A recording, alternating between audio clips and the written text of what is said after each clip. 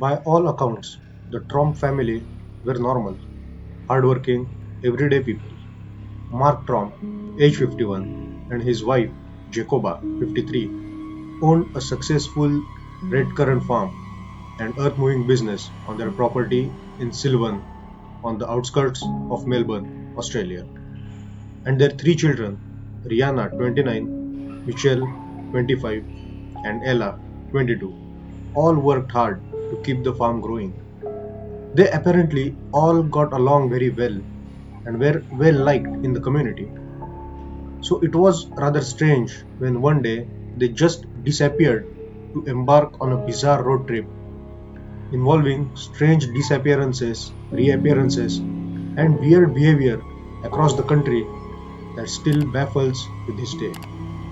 On Monday, August 29th, 2016, the whole Tromp family piled into Ella's silver Peugeot SUV and drove off heading north. This in itself would not have seemed to have been completely strange at first, but when a few days passed and no one was able to contact them, neighbors became worried and called police. When authorities arrived, they found all of the family's other vehicles in the driveway with keys in their ignitions and the door to the house unlocked. Inside the home were found that their passports, credit cards, and mobile phones had all been left behind, and the place was in a bit of a disarray, with various financial records strewn about, or conversely, neatly stacked up. Considering that the neighbors had seen them all drive off together, it seemed as though they had just decided to take a spontaneous road trip. But they had told no one of such plan, and if they had gone on a road trip, then why hadn't they brought their credit cards, bank cards, or mobile phones? What was going on here? In the coming days, Ella would show up back at the farm alone, followed by her brother the following day, with the other family members turning up one by one. And it was from here that their very strange story would emerge. According to their stories, on that first day they had gone missing, Mark Tromp had suddenly told his family that they were in a dire danger and had to leave. He ordered them to leave their phones behind so that they would not be tracked, and they headed out. No one had any idea of what was going on, but Mark assured them that someone was out to get their money and that they were in a great danger if they stayed. They then got into the car and hit the road, driving all through the day on their way to the New South Wales, about 800 kilometers away. During this leg of their mad dash, it was discovered that Mitchell had secretly brought his mobile phone, which caused Mark to freak out and throw it out of the window, ranting about how they were being tracked and followed. This tantrum, along with the surreal situation of hitting the road to escape some nebulous danger that he didn't understand, might have been the reasons that shortly after arriving at Bathurst, he decided to leave them and make his way back to home. The rest of his family continued on without him, heading east towards the Jenolan Caves in the Blue Mountains area. It was here that Riana and Ella decided to split as well, stealing a car and driving to the town of Goulburn, where they reported to police that their parents were missing. They then parted ways at a gas station, with Ella continuing on in the stolen car to arrive home and be the first Tromp to be found. At the time, she was very lucid and normal, seemingly just as baffled by her family's strange behavior and road trip as everyone else. And when Mitchell showed up at the farm the following day, after taking a series of bus rides, he too was totally calm and normal. The next Tromp to be found was Riana, who was discovered by a startled local man stowing away in the back of his truck. Unlike her siblings, Riana was found in a disoriented state, rambling on about how she didn't know who she was or how she had gotten there. She was so far gone that she was taken into the psychiatric ward at Goulburn Hospital. She was unable to shed any more light on where her parents had gone, and considering that Ella and Mitchell did not know either, police launched a massive search for them. At this time, their strange story had hit the media in a major way, with constant follow-ups as the Australian public watched on a spellbound. In the meantime, police searched Jenolan caves but could find no trace of Mark and Jacoba, and they remained missing. As the search continued, there was a strange lead when a young couple in the town of Wangaratta reported that they had been tailed by a man in a silver Peugeot station wagon who they claimed had matched the description of the missing Mark Tromp. He apparently drove very close to them and followed them for a time, upon which they stopped the car.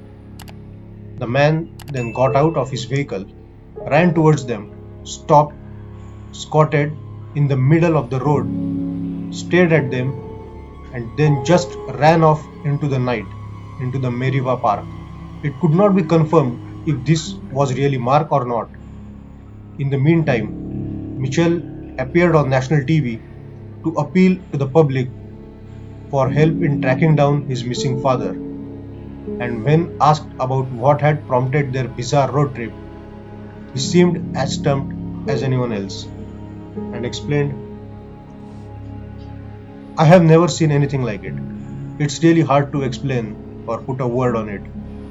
But they were just fearing for their lives and they just decided to flee." Not long after this, the family car was found abandoned in Wangaratta as sightings came in of a man fitting Mark's description wandering around town, seemingly in a daze. The following day, Jacoba Tromp was finally found, similarly wandering around aimlessly in the town of Yass, outside of Canberra, in a disoriented state. When she was brought to the hospital for assessment, doctors would say that her mental health wasn't of a good standard. How had she ended up there? Why had her and her husband gone their separate ways? No one knew, and we still don't. Police increased patrols in Wangaratta, looking for the wayward Mark, eventually finding him on September 3rd, running along a street on the outskirts of town near Wangaratta Airport. He was taken into custody, flipping the middle finger to the throng of curious bystanders and media who had gathered. Throughout the whole ordeal, he revealed little of what had caused him and his family to flee, and it was described by police as one of the most bizarre cases they had ever seen. With all of the Trump family members found, theories on what had happened were flying. It was puzzling that this should have happened, since they were a normal family with no prior history of mental illness or drug or alcohol abuse. There was no sign of carbon monoxide poisoning, which can cause psychosis, and no evidence of being affected by chemicals used on their farm.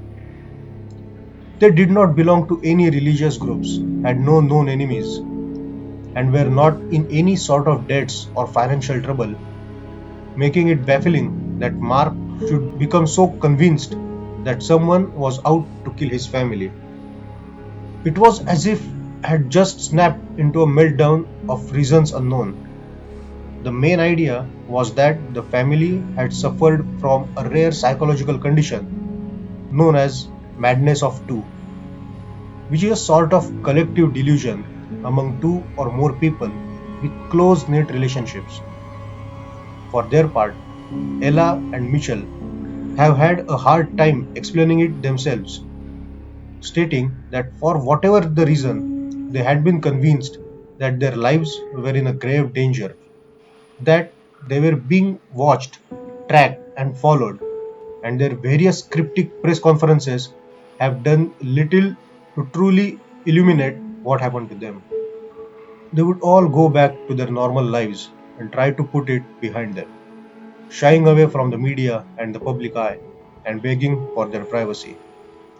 No charges would be filed against any of them other than against Ella for car theft, but these were eventually dropped. After this, there has been little word on the whole incident, the family secretive and mostly unwilling to elaborate further. Why did this family just suddenly head out onto the road in such panic? What is the meaning of their desperate reappearances or the strange clues surrounding it all? We may never really know for sure. So that's it for the today's video. Please let me know in the comment section your thoughts about today's episode. And also don't forget to subscribe to our channel by hitting that red button and turn on all the notifications so that you will never miss any of our weekly uploads. Till then, take care.